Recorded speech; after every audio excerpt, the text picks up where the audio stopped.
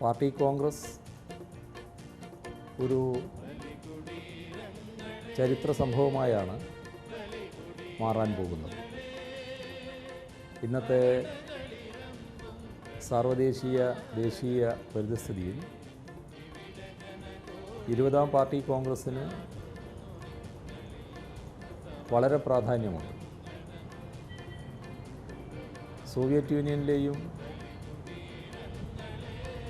കിഴക്കൻ യൂറോപ്പിലെയും പിന്നോട്ടടിക്ക് ശേഷം ലോകരംഗത്ത്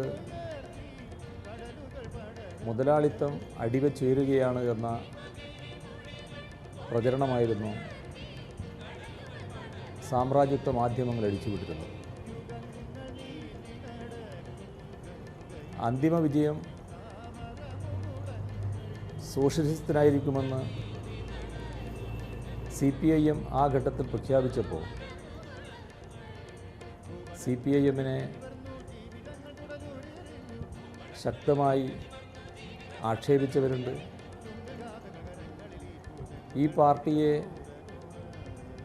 എന്തുകൊണ്ട് പിരിച്ചുവിടുന്നില്ല എന്ന് ചോദിച്ച മാധ്യമങ്ങളുമുണ്ട്. അവരെല്ലാം ധരിച്ചിരുന്നത്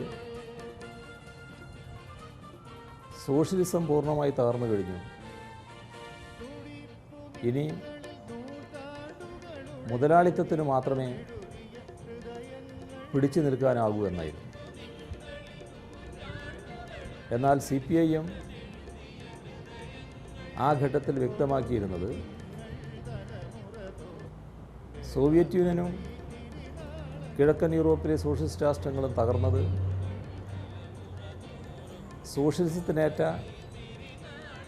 താൽക്കാലികമായ തിരിച്ചടിയാണ്. അന്തിമ വിജയം സോഷ്യലിസത്തിന് തന്നെയായിരിക്കും എന്നായിരുന്നു. ഇപ്പോൾ ലോകത്താകെ നടക്കുന്ന സംഭവങ്ങൾ, പ്രത്യേകിച്ച് മുതലാളിത്തത്തിൻ്റെ പറുദീസയായി അറിയപ്പെട്ടിരുന്ന അമേരിക്കയിൽ നടന്നുകൊണ്ടിരിക്കുന്ന സംഭവങ്ങൾ 2008 മുതൽ കടുത്ത പ്രതിസന്ധിയിൽ അമേരിക്കയിലെ സാമ്പത്തിക രംഗം ചെന്നുപെടുന്നത്, ലോകത്തിലെ എല്ലാ വികസിത മുതലാളിത്ത രാഷ്ട്രങ്ങളിലും ഉയർന്നു വന്നിട്ടുള്ള പ്രതിസന്ധി, ഇതെല്ലാം മാർക്സിസത്തിൻ്റെ പ്രസക്തി ഒന്നുകൂടി ഊന്നിപ്പറയുകയാണ്. സാർവദേശീയ സംഭവവികാസങ്ങളെ പാർട്ടി കോൺഗ്രസ് വിശദമായി തന്നെ വിലയിരുത്തുന്നത് വലിയ തോതിൽ ശ്രദ്ധിക്കപ്പെടും. രാജ്യത്ത് ഉണ്ടായിക്കൊണ്ടിരിക്കുന്ന സംഭവവികാസങ്ങളും ഇതുപോലെ തന്നെ പ്രധാനപ്പെട്ടതാണ്. ഇവിടെ